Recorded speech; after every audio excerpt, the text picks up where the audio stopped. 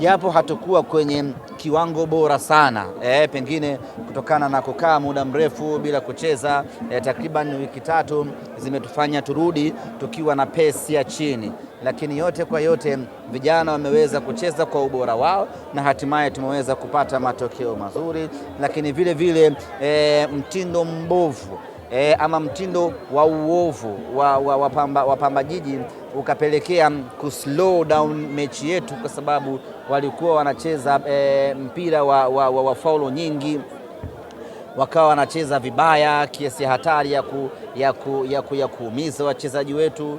Mchezaji ananyanyua guu mpaka hapa usoni kwa mchezaji mwenzie, ilikuwa ni hatari kwa kiasi fulani, ikachangia kupunguza ile spirit ya wachezaji wetu, lakini yote kwa yote tumefanikiwa kuvuna alama 3. Kwetu hiko ndiyo kitu muhimu.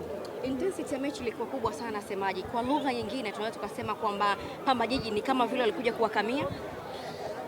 Siwezi kusema wanakamia ama hii ndio mechi yao ndio uwezo wao, sijui. Mimi ninachojua Pamba wana mwalimu mzuri ambaye yeye ni muumini wa soka la ushindani, soka la nguvu.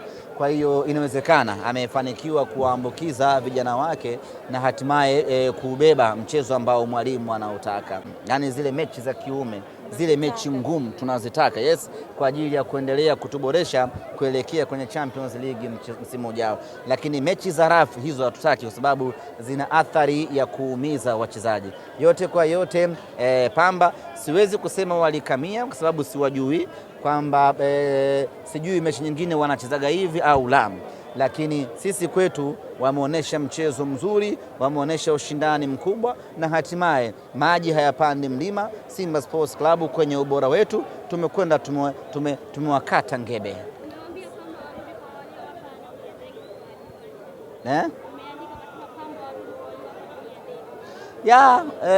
Hii mechi kwa Pamba ilikuwa na maana kubwa sana. Sijajua walikuwa wanatafuta nini, kwa sababu kuna vita ya top 4 na vitu kama hivyo, na kwa mara ya kwanza Pamba wamepanda ndege kuja kwenye mechi. Inawezekana kwa sababu msimu wa Pamba bado ni mwezi wa 8 ndio Pamba uwe na vuna. Tungesema wamevuna Pamba, labda wamepata hela, wamelipa.